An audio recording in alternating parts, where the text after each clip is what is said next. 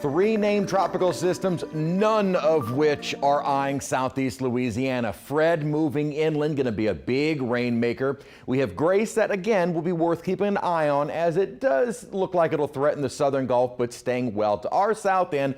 HENRI will remain out over the open water, possibly threatening Bermuda over the next several days. So let's take them one at a time, and we'll start with Fred, which, as I mentioned, has already made landfall around 2:15 this morning, and basically right about where the computer models and the Hurricane Center had been saying over the past 6 days. This isn't going back to when it was a potential tropical cyclone south of Puerto Rico. Now, it was a little bit more west of there, but again, it's very good per the computer models and the Hurricane Center's forecast. Moving inland now with heavy rainfall, now the big threat as the winds will be diminishing, and thankfully the storm surge wasn't too great, at least some of the images I've seen. Certainly some high water, but nothing that folks in coastal Florida cannot handle. You're also notice some of the brighter cloud tops of the stronger storms are now more on the northern side of the center, and that will continue to plague now folks across Georgia and the Carolinas, Virginia, and even up the East Coast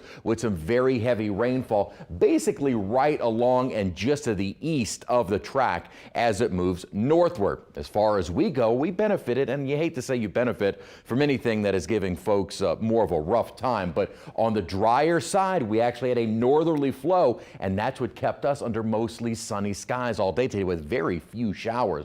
Tropical depression, Grace, remains fairly unorganized, at least in terms of that low-level circulation, which at the moment is being ripped apart by the very mountainous southeastern Haiti, which again, you don't want to see that. This is the same area that dealt with Fred as well as the earthquake late last week or this weekend. Now the track keeps it kind of moving generally due west, making landfall across the Yucatan or maybe just to the north of Yucatan, and then continuing into central Mexico, maybe around Tampico, as possibly a Category 1 hurricane.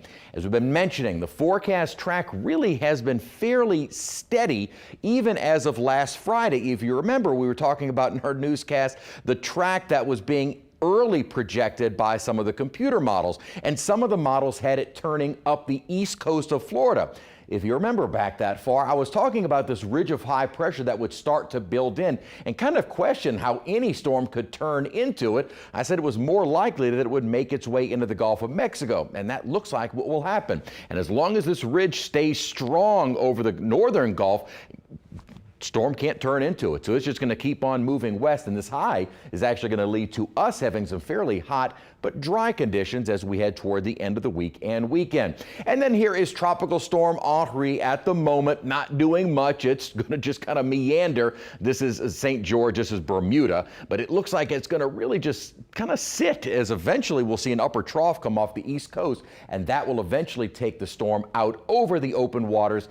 Does not look like it'll be threatening land at all. Again, on the dry side of Fred, got to go through all of the names in my head. It's not bad today. Temperatures have not been unusually high. We got into the low 90s, but our dew points have actually been a little bit lower. And that is because we now have more of a northerly flow across the area. Not substantial, but a little bit of a break from some of the more high dew point values we would get in mid-August.